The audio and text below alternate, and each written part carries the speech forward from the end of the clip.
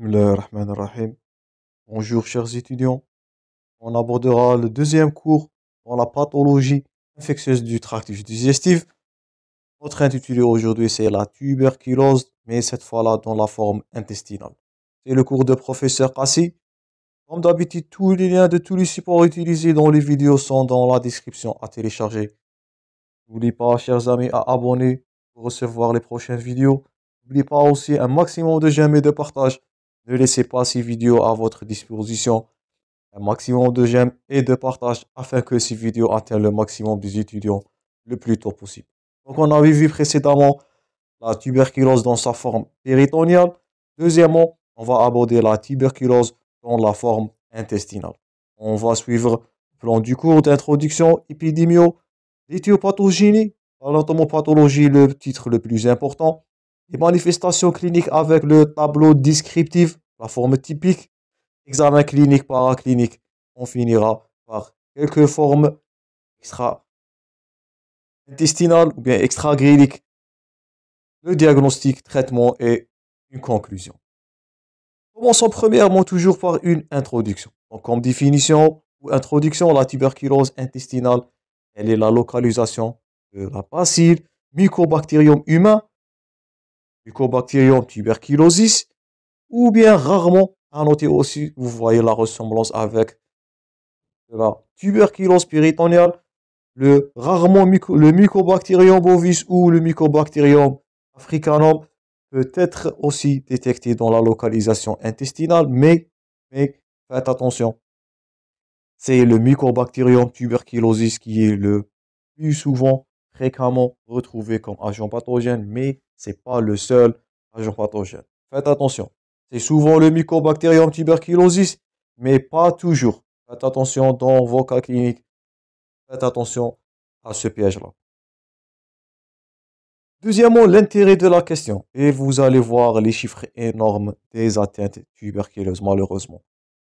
Donc, la tuberculose, c'est c'est un majeur problème de santé publique, surtout en Algérie. Nous sommes un pays qui est endémique. Elle, là, c'est la tuberculose intestinale. Elle a la quatrième place après. Notez bien, premièrement, la localisation pulmonaire. C'est la première localisation de la tuberculose. Deuxièmement, la localisation glandulaire. Troisièmement, c'est la localisation plutôt ganglionnaire. Et troisièmement, c'est la localisation osseuse. Elle est suivie quatrièmement par la tuberculose intestinale, comme on a vu précédemment. Dans les pays qui sont en développement, la tuberculose, elle regagne beaucoup d'intérêt. Pourquoi? Ça, on avait parlé dans la tuberculose péritonéale. C'est l'augmentation de taux de patients syriens, des patients qui souffrent du VIH, de l'immunodépression. Je répète une deuxième fois, la tuberculose, c'est parmi les premières affections opportunistes qui vont apparaître chez un patient syrien. D'abord, on voit l'association sida et tuberculose très fréquemment. Le diagnostic comme la tuberculose péritonéale reste difficile, souvent tardif, en raison de la difficulté de l'exploration du grêle. Le recours parfois à des gestes qui sont invasifs, on ne peut pas toujours appliquer ou bien faire le recours à ces tests invasifs. C'est de la laparoscopie et parfois c'est totalement de la laparotomie. Donc, toujours le diagnostic d'une tuberculose extra-pulmonaire, notez ça bien, il est difficile à cause de la forme qui est bacillaire et on va faire le recours généralement à des examens malheureusement qui sont invasifs.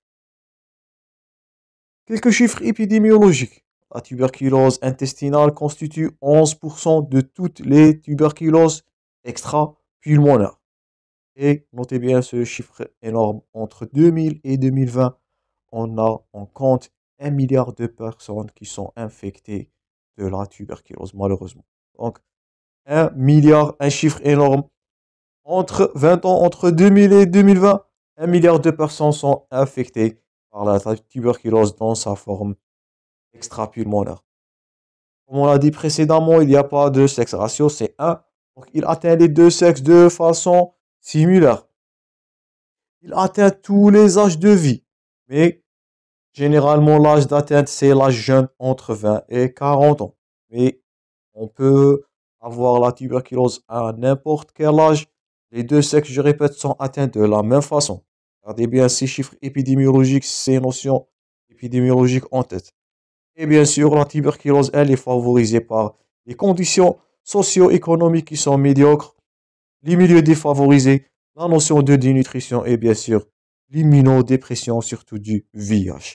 Donc, une relation intime entre de la tuberculose et les conditions socio-économiques médiocres. Passons à l'éthiopathogénie.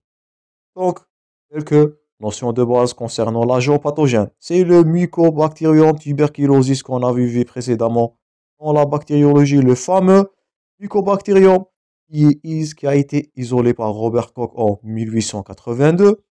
C'est une bactérie, notez bien, qui est aérobie stricte. C'est pour cela la forme pulmonaire, c'est la forme la plus fréquente, mais on peut rencontrer des formes extrapulmonaires qui sont, je répète, notez ce terme-là, ils sont aussi bacillaires. On ne va pas retrouver beaucoup de bacilles dans les ponctions ou bien dans les examens directs. La multiplication, elle est lente. C'est de 8 semaines, 42 jours à peu près. Tout ça, ce sont des notions de base. J'espère que vous avez les notées. Parfois, le mycobacterium, ou bien plutôt la paroi du mycobacterium, elle est riche en lipides. Donc, si vous vous souvenez du cours des généralités sur la paroi bactérienne, donc les bacilles de Koch, le Mycobacterium tuberculosis est un cas spécial.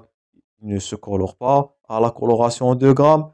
Donc, c'est du bacille, notez ce terme-là, acido-alcoolo-résistant. On parlera de bar, on parlera d'une paroi qui est très riche en lipides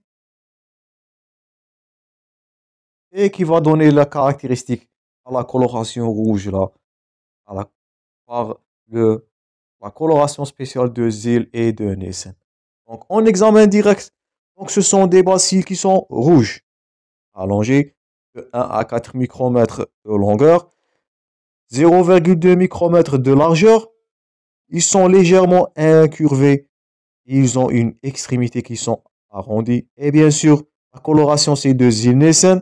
La culture, c'est parmi les examens de diagnostic de certitude. Elle se fait sur un milieu spécial, c'est du milieu Lowenstein-Jensen. Donc j'espère c'est clair pour les notions épidémiologiques, les notions bactériologiques. C'est notre intérêt de la question aujourd'hui. C'est les chiffres énormes et surtout, ils sont en train d'augmenter avec l'élévation de taux du patient sidéen vivant avec VIH. Maintenant, on passe à l'éthiopathogénie de l'agent pathogène. Donc, les modes de dissémination. Comment on va avoir une tuberculose qui est de forme ou bien dans la localisation digestive. Soit, premièrement, elle doit être secondaire à une localisation pulmonaire avec un drainage qui est lymphatique. Donc, les ganglions, ils vont drainer vers la localisation intestinale. Donc, la première voie de dissémination, notez bien, c'est la voie lymphatique. Deuxième voie, c'est la voie hématogène. Donc, premièrement, la tuberculose peut se disséminer par voie lymphatique. Faites attention dans vos cas cliniques. C'est une question fréquente. Donc, la voie lymphatique sert à la dissémination de bacilles de Koch. La voie hématogène aussi. Et n'oublie pas, dans la forme intestinale, parfois les bacilles sont déglutis et ils vont être dirigés vers l'intestin. Et comme toute forme tuberculeuse, ça va évoluer vers l'endartérite et finalement de la nécrose. D'abord, on va voir, c'est la nécrose caséeuse qui se trouve dans les formes tuberculeuses. C'est parmi les diagnostics de certitude, je répète. Je suis sur le cours précédent où on avait parlé du diagnostic avec les 3 signes d'orientation, de présomption et surtout de certitude qui sont à retenir par cœur. Donc, 3 voies à retenir. Une voie lymphatique de dissémination, une voie hématogène, n'oublie pas, dans la pathologie intestinale, avoir les bacilles ou bien peuvent être déglutés. Donc, par déglutition aussi, on peut noter la dissémination plutôt des bacilles de Koch par déglutition. Passons maintenant au titre le plus important, c'est l'anatomopathologie. Donc, toujours lorsqu'on dit anatomopathologie, on va aborder deux aspects, un aspect macroscopique et bien sûr un aspect microscopique.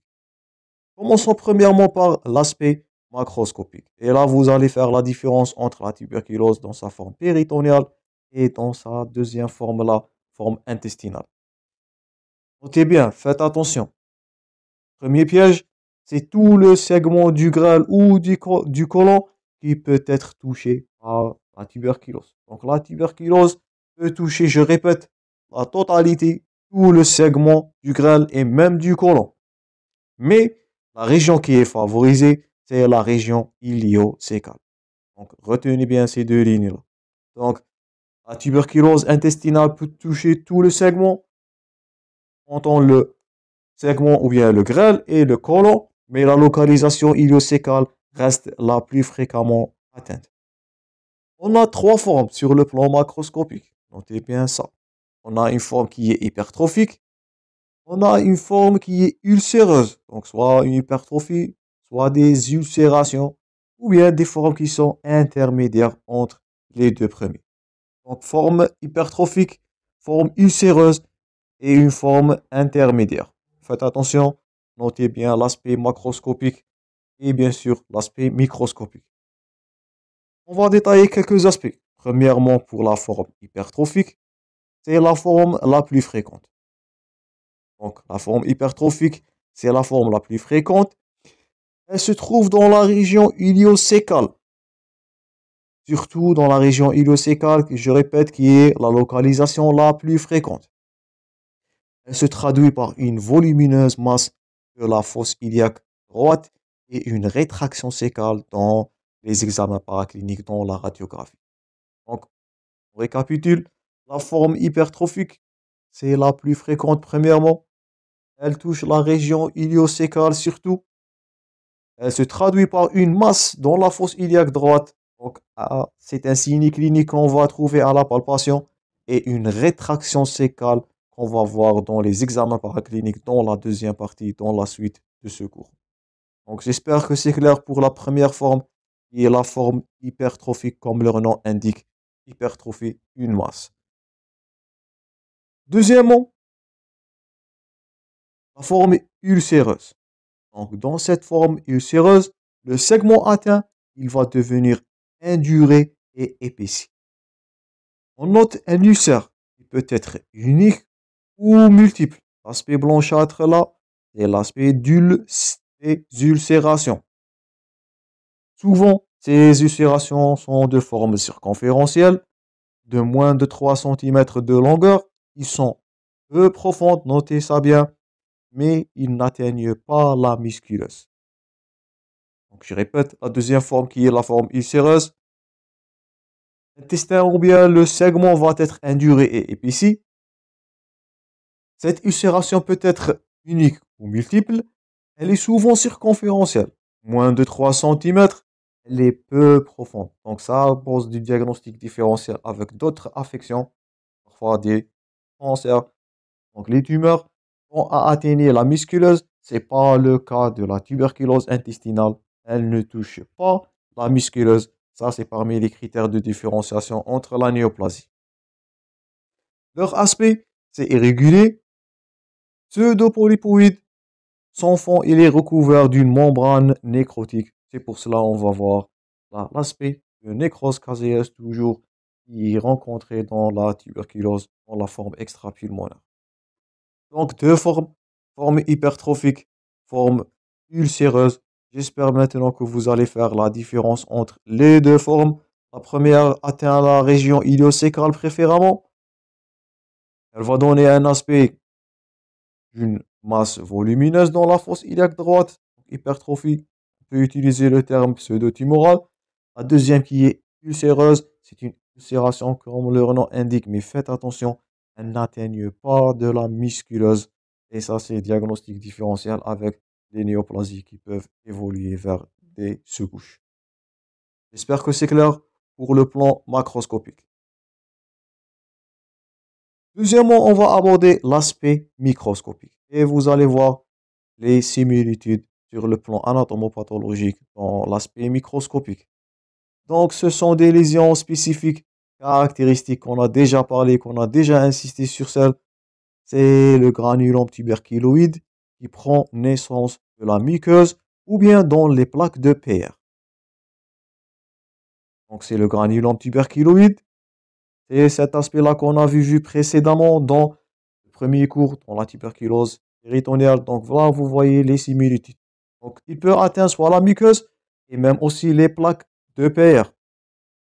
Et tu sais, associé aux muqueuses, dans le cas du tract digestif, c'est des plaques de PR. La périphérie, elle est faite par la couronne lymphocytaire. Donc là, c'est les lymphocytes sont en périphérie, comme on avait vu précédemment dans le cours précédent. Là, ce sont les cellules épithéliales qui sont géantes. Vous voyez la différence entre la taille des cellules qui sont au milieu avec des lymphocytes. Et bien sûr, au milieu, on note comme on avait vu dans le cours de tuberculose péritonéale, la nécrose qui est centrale. Donc la périphérie, je répète, elle est faite par une couronne lymphocytaire à l'intérieur de laquelle on note des cellules épithéliales qui sont géantes.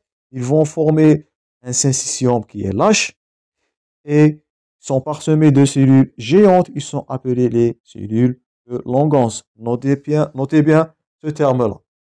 Donc, ce sera des cellules géantes ou bien les cellules appelées de cellules de Langhans. Ce sont des aspects anatomopathologiques d'une lésion tuberculeuse.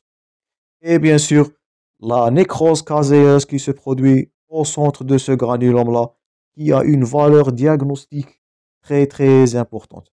Et vous allez voir que cette notion de nécrose caséeuse, elle nous permet d'éliminer d'autres pathologies qui ne vont pas avoir cet aspect du caséon. Donc la nécrose caséeuse, elle va nous orienter vers une pathologie tuberculeuse et d'autres pathologies. Mais gardez-vous en tête, nécrose caséeuse, elle a une valeur très importante dans le diagnostic. Mais elle n'est ni constante ni spécifique. Donc on trouvera pas toujours cette nécrose caséeuse.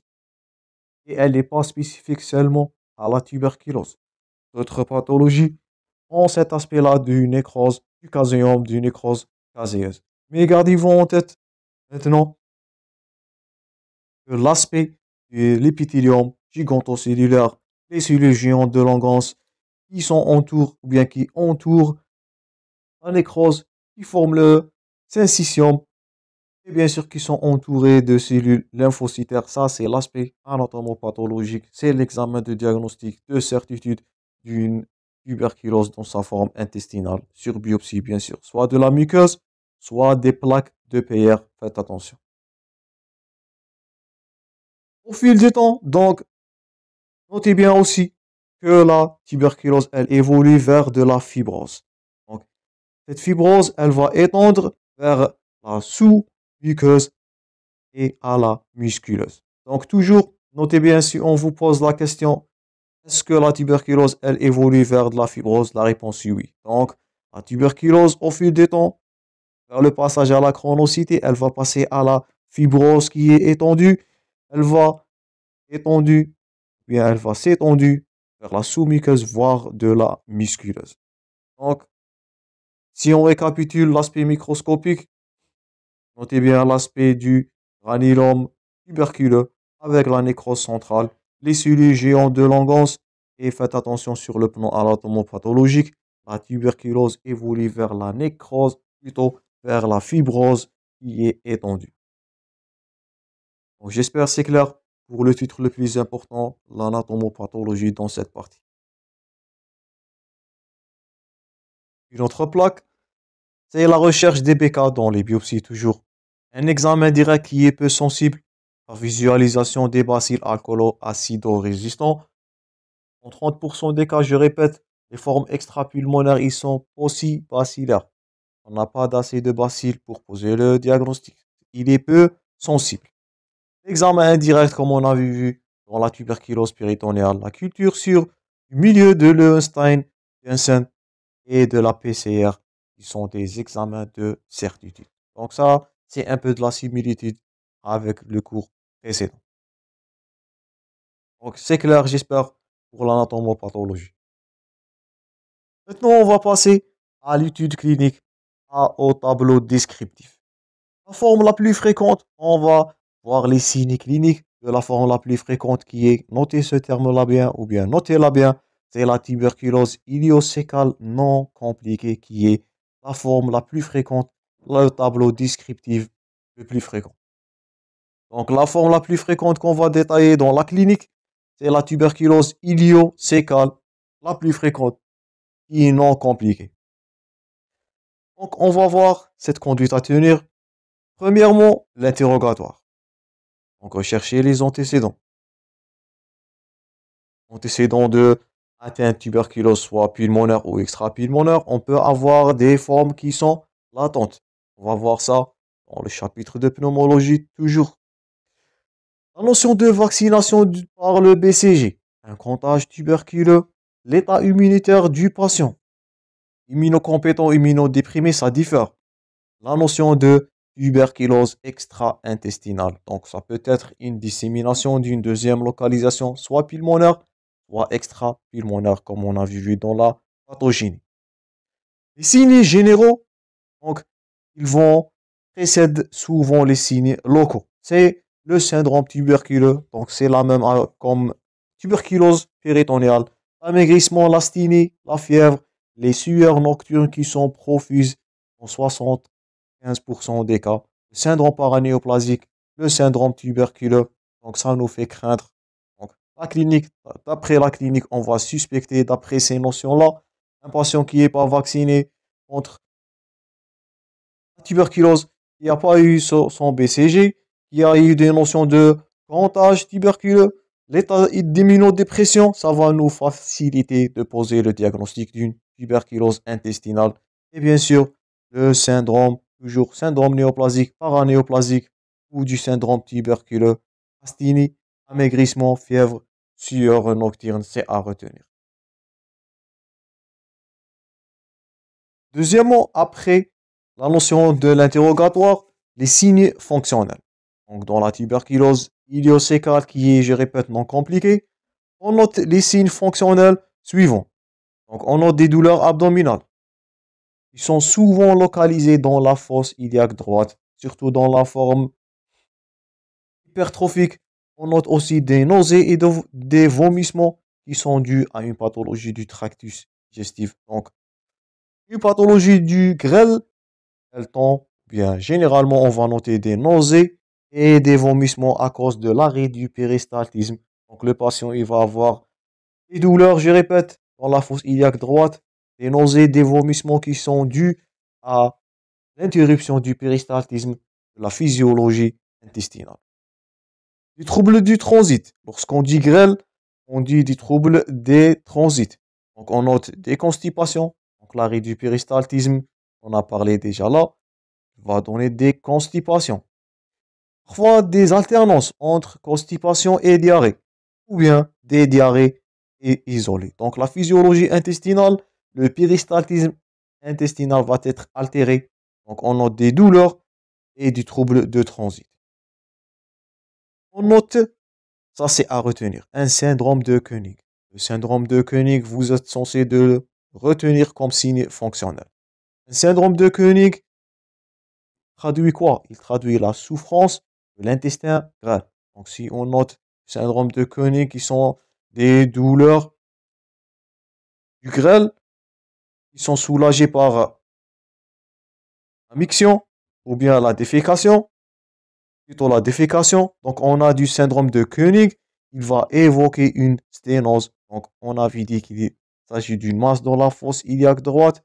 Donc, un syndrome de Koenig, s'il existe, il va évoquer une sténose qui est due à la masse. Et bien sûr, ça, c'est la forme tuberculeuse dans la localisation intestinale. On peut noter aussi des signes extradigestifs, des toux persistantes, des hémoptysies, oligoménorrhée, la leucorrhée, l'aménorrhée, l'hématurie et la douleur osseuse qui sont émanant d'autres localisations extradigestives. Donc, tout, c'est la localisation pulmonaire. La localisation génitale dans l'oligoménorrhée, ou bien la leucorrhée ou l'aménorrhée, et la douleur osseuse dans la localisation, bien sûr, osseuse. Donc ça, c'est votre conduite à tenir. Premièrement, un interrogatoire. Recherchez la notion de non-vaccination, notion de comptage, les signes généraux, le syndrome tuberculeux. Vous allez passer deuxièmement à les signes fonctionnels, qui sont la douleur, les troubles de transit, le syndrome de Koenig s'il est là, il est évocateur d'une sténose, donc c'est une complication. Et bien sûr, la localisation extra-digestive, soit pulmonaire, soit génitale et soit osseuse. Dernièrement, vous allez conclure votre examen clinique avec les signes physiques. Donc, vous allez palper une masse ferme, sensible, mal limitée. Il siège souvent, bien sûr, dans la fosse iliaque droite. Il correspond à la forme hypertrophique de la tuberculose idiocécale. C'est pour cela qu'on a insisté sur le chapitre d'anatomopathologie pour mieux savoir, bien de repérer des signes cliniques. Parfois, on peut noter une acide, presque comme la forme péritonéale. Parfois des atteintes hépatiques, des signes d'atteinte hépatique. On note l'ictère, l'hépatomégalie associée à la splénomégalie. C'est toujours à la palpation. Donc on palpe la masse dans la fosse iliaque droite, on palpe l'acide plutôt à la percussion et bien sûr on va palper une hépatomégalie, la splénomégalie qui vont témoigner d'une atteinte hépatique. Parfois, des atteintes anales ou périnéales qu'on va voir dans les formes cliniques. Parfois, il s'agit d'une atteinte anale ou bien rectale. Donc, on va noter des fistules, des fissures et des ulcérations. Donc, les signes physiques à la palpation, la masse dans la fosse iliaque droite, l'acide libre ou cloisonné, hépatosplénomégalie avec ictère bien sûr, des atteintes anales et périnéales, fistules, fissures ou ulcérations. Dernièrement, vous allez conclure votre examen clinique. Faites attention, un examen systémique, lympho, ganglionnaire, locomoteur pour rechercher des atteintes osseuses et urogénitales. Donc, je répète, on avait dit que les formes sont par ordre de fréquence, pulmonaire, ganglionnaire et osseux. Quatrièmement, c'est la forme digestive. Donc faites attention, recherchez la forme lymphoganglionnaire, peut-être d'une tuberculose intestinale qui a été due à une dissémination lymphatique. Parfois, c'est la localisation osseuse qui est donnée, ou bien c'est qui est secondaire à une localisation osseuse, locomoteur, et parfois les atteintes urogénitales qui sont responsables de la tuberculose idiocécale non compliquée. Donc, vous allez suivre cette conduite à tenir dans votre examen clinique.